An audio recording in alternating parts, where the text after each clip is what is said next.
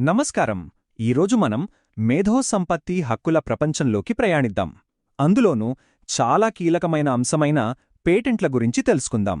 అసలు ఆవిష్కరణలను కాపాడటంలో, టెక్నాలజీని ముందుకు నడిపించడంలో ఇవి ఎలా ఉపయోగపడతాయో చూద్దాం.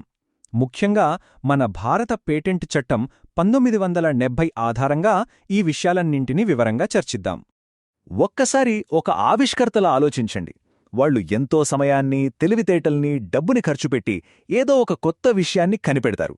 మరి అలా కష్టపడి కనిపెట్టిందాన్ని వేరేవాళ్లు సులభంగా కాపీ చేస్తే అప్పుడు కొత్తగా ఇంకేమైనా కనిపెట్టాలన్న ఆసక్తి ఉంటుందా? ఉండదు కదా. సరిగ్గా ఇక్కడే పేటెంట్ చట్టం మనకు అండగా నిలుస్తుంది. ఆవిష్కర్తల కష్టానికి ప్రతిఫలంగా వాళ్లకు కొన్ని ప్రత్యేక హక్కులను అందిస్తుంది. మన భారత పేటెంట్ చట్టం 1970 ప్రకారం పేటెంట్ అంటే కేవలం ఒక హక్కు మాత్రమే కాదు, అదొక ఒప్పందం. ఎవరి మధ్య?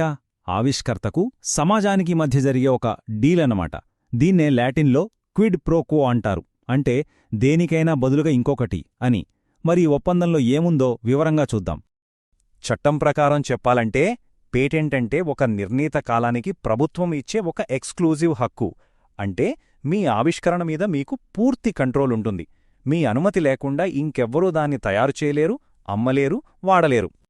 చూడండి, ఈ పేటెంట్ అనే పదంలోనే దాని అసలు అర్థం దాగి ఉంది. ఇది లాటిన్ పదం పటేరే నుండి వచ్చింది. పటేరే అంటే బహిర్గతం చెయ్యడం లేదా బయటపెట్టడం అనే అర్థం. ఇక్కడే పేటెంట్ సిస్టమ్ వెనుకున్న అసలు సూత్రం ఉంది. ఆవిష్కర్త తన ఆవిష్కరణకు సంబంధించిన పూర్తి వివరాలను ప్రజలకు తెలియజేయాలి. అలా చేసినందుకు బదులుగా ప్రభుత్వం వారికి పరిమిత కాలం పాటు ప్రత్యేక హక్కులిస్తుంది. సరే, బావుంది. కాని మనం కనిపెట్టిన ప్రతిదానికీ పేటెంట్ వచ్చేస్తుందా? అస్సలు రాదు. మన భారత పేటెంట్ చట్టం 1970 ప్రకారం ఒక ఆవిష్కరణ 3 ముఖ్యమైన పరీక్షలను పాసవ్వాలి. అవేంటో ఇప్పుడు చూద్దాం. మొదటిది నూతనత్వం. అంటే ఆ ఆవిష్కరణ ఇదివరకు ఎక్కడా ఉండకూడదు, పూర్తిగా కొత్తదే ఉండాలి. రెండవది ఆవిష్కరణాత్మక ముందడుగు. అంటే ఆ రంగంలో నైపుణ్యమున్నవాళ్లక్కూడా అది అంత సులభంగా ఊహకు అందకూడదు. ఇక మూడవది పారిశ్రామిక వినియోగం. అంటే దాన్ని ఏదైనా పరిశ్రమలో తయారుచేసేలాగా లేదా ఉపయోగించేలాగా ఉండాలి.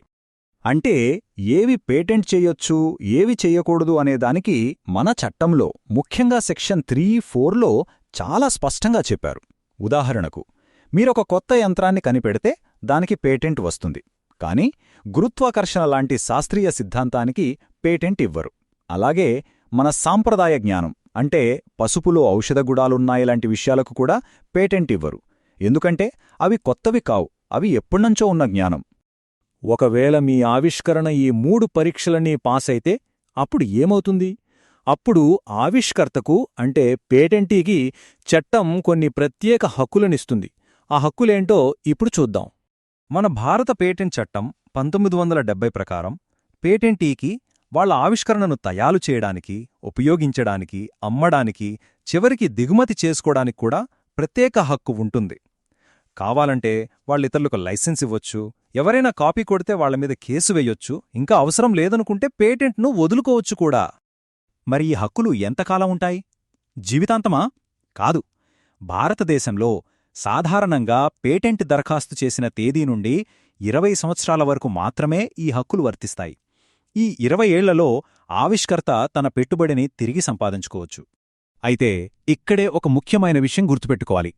పేటెంట్కి లభించిన ఈ హక్కులు అపరిమితమైనవి కావు. మన పేటెంట్ చట్టం ఆవిష్కర్త ప్రయోజనాలను, సమాజ ప్రయోజనాలను బ్యాలెన్స్ చేయటానికి ఈ హక్కుల మీద కొన్ని పరిమితులను కూడా విధించింది.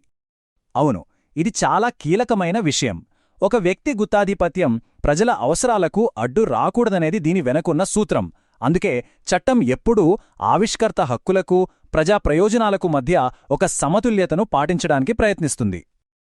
ఉదాహరణకు, మన చట్టంలోని సెక్షన్ 84 ప్రకారం పేటెంట్ పొందిన వస్తువు ప్రజలకు సరసమైన ధరకు దొరకనప్పుడు ప్రభుత్వం తప్పనిసరి లైసెన్స్ జారీ చేయొచ్చు. అలాగే సెక్షన్ 99 నుంచి 103 ప్రకారం ప్రజా ప్రయోజనాల కోసం ప్రభుత్వం కూడా ఒక పేటెంట్ను వాడుకోవచ్చు. ఇక దేశరక్షణకు సంబంధించిన ఆవిష్కరణల విషయంలో సెక్షన్ 35 ప్రకారం వాటిని రహస్యంగా ఉంచమని ఆదేశాలు కూడా ఇవ్వచ్చు. సరే, ఇదంతా చూశాక మనకొక ప్రశ్న వస్తుంది. అసలీ పేటెంట్ సిస్టమ్ వెనుకున్న అసలు ఉద్దేశ్యమేంటి? ఎందుకు ఈ గొప్ప ఒప్పందం? దీని వెనకున్న అసలు తర్కమేమిటి? ఈ వాక్యం వినండి. ఇదే మొత్తం పేటెంట్ చట్టం యొక్క సారాంశం. ఆవిష్కర్తలకు వాళ్ల కష్టానికి ఫలితం దక్కుతుందనే భరోసా ఇవ్వాలి. అప్పుడే వాళ్లు మరిన్ని కొత్త విషయాలు కనిపెట్టడానికి ఉత్సాహం చూపిస్తారు. ఇది చివరికి మన దేశ సాంకేతిక, ఆర్థిక అభివృద్ధికి ఎంతో సహాయపడుతుంది. సో చూశారా, ఇది ఆ ఒప్పందం.